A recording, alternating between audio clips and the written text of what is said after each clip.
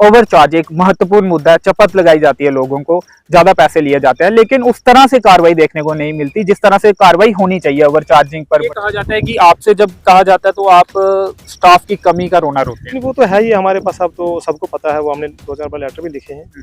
अब ये इतना बड़ा डिस्ट्रिक्ट है, आपको पता है, यहाँ पे कम से कम भी 25-30 लोग तो चाहिए। कितने कर्मचारी जो जगह मेरे पास 4 बंदे सारे हैं, तो उसमें तो जगह जगह फिर हमने जो है, तो ऐसा माना जाए कि स्टाफ की कमी है इसलिए भी ये नियमों को ताक पर इसका फायदा उठाया जाता है। ऐसा कुछ नहीं है। उसमें हमारे तहसील की कमेटियां बनी है। बरसात के समय में माइनिंग फिलहाल बंद की गई है और इस समय हम ब्लॉक नंबर 3 में अंजी रिवर के किनारे में मौजूद हैं और इस समय हमारे साथ डीएमओ रियासी शफीक अहमद जी मौजूद है। इनसे जानकारी लेंगे कि आखिर कब से कब तक माइनिंग को बंद किया गया है। सर, स्वागत है आपका। सबसे पहले तो ये बताएं कि कब से कब तक जो माइनिंग है वो बंद रहेगी, और कुछ जानकारी ऐसी मिली है, आज ही एक ब्लॉग का एक वीडियो भी सामने आया है, क्या आपने देखा है और क्या एक्शन लिया जाएगा उन पर? शुक्रिया आपका बहुत बहुत। मैं आपको क्लियर कर देना चाहता हूँ कि जो हमारा रेनी सीज़न है या ये मानसून का पीरियड है, ये 1 जुलाई से 15 सितंबर तक है। इसमें ऐसा होता है कि रिवर बेड जो है वो बंद हो जाता है, क्योंकि अपना स्टार्टर लूज हो जाता है और रिवर बेड पर रिस्क रहता है। कोई भी गाड़ी मशीन आदमी जाएगा तो उसका वहाँ पे कैजुअलिटी का और फिलिंग के लिए भी जरूरी होता है, जो गड्ढे किए होते हैं। गड्ढे तो उनको साथ साथ में, कहीं को अगर ऐसा बड़ा गड्ढा हो गया तो वो तो साथ में फिल करवाते हैं। बेसिकली ऐसा होता है कि वो उसमें स्क्रीनिंग करके निकलते, पूरा डिस्पैचिंग नहीं होती है। जो गड्ढे आप लोगों को दिखते हैं ना, गड्ढे वो हो गया कि पूरे के पूरा माल डिस्पैच हो गया। वो माल वहाँ से 10% निकला था, बाकी माल वहीं दाएं में पड़ा होता है। वो लेसी का काम है, उसको फिलअप करना है, वो हम करवा देते हैं। लेकिन ऐसा होता है क्या? नहीं करवाते हैं, बड़ी जगह करवाए, हमने करवाते हैं साथ साथ में, ऐसी बात नहीं है। हमारे यहाँ 25 ब्लॉक है, 25 में से हमारे 7-8 या 9 ही चलने हैं जो फिजिबल होंगे, यहाँ पर प्रैक्टिकली पॉसिबल होंगे। क्योंकि उनमें जहाँ डंप, वही मैं डंप वेरीफाई कर रहा हूँ। 3-4 ब्लॉक मैंने सुबह से विजिट किए हैं। पूरा नाला, ये जो अंजी नाला है, डिस्ट्रिक्ट रियासी में 25 ब्लॉक हैं अराउंड, आप ये कह रहे हैं, और उसमें से कितने जो है इस समय ये 7-8 या 9 ही चलेंगे, इससे ज्यादा नहीं चल पाएंगे। यहाँ पे डंप किया हुआ है? हाँ, डंप तो अभी 4 ही मैंने वेरीफाई किए हैं अभी, और बाकी जगहों पे मैं जा रहा हूँ। कौन कौन सा ये ब्लॉक है?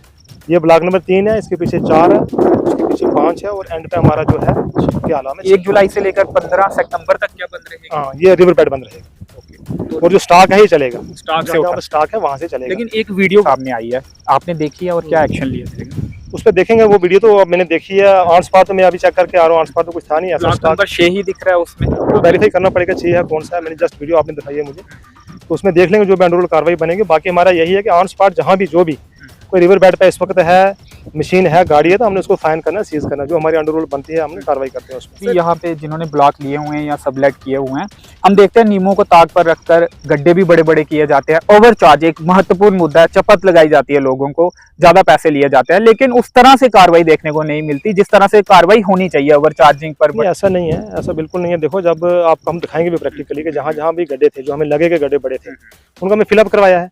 गड्ढे का मसला ये मैं आपको पहले बता दिया है कि अगर पूरे का पूरा माल डिस्पैच हो गया, इट मींस कि this much quantity has been lifted from here. ऐसा है नहीं। उन्होंने क्या किया होता है, सेग्रीगेशन की होती है, जो वेस्ट मटेरियल वो वहीं पड़ा होता है, उसको जब फिलअप करेंगे तो गड्ढा भर जाता है। हमने बड़ी जगह पे गड्ढे भरवाए, जो ज्यादा इतने बड़े गड्ढे थे भी नहीं, लेकिन जहाँ में लगा वो हमने भरवाए गए हैं। ये कहा जाता है कि आपसे जब कहा जाता है तो आप स्टाफ की कमी का रोना रोते हैं। वो तो है ही हमारे पास, अब तो सबको पता है, वो हमने 2-4 बार लेटर भी लिखे हैं। अब ये इतना बड़ा डिस्ट्रिक्ट है, आपको पता है, यहाँ पे कम से कम भी 25-30 लोग तो चाहिए। कितने कर्मचारी? जो जगह मेरे पास 4 बंदे सारे हैं, तो उसमें तो जगह जगह फिर हमने जो है, तो ऐसा माना जाए कि स्टाफ की कमी है इसलिए भी ये नियमों को ताक पर इसका फायदा उठाया जाता है। ऐसा कुछ नहीं है। उसमें हमारे तहसील की कमेटियां बनी है, जो हमारे तहसीलदार लोग हैं। हर एक तहसील पे तहसीलदार जो है तहसील वाली कमेटी के हेड हैं, तो उनके साथ एसएचओ साहिबान है हमारे वहाँ के, बाकी डिपार्टमेंट से भी 3-4 लोग हैं। तो जो हमारी तहसील लेवल की सब कमेटी है, उसके 5-6 मेंबर हैं।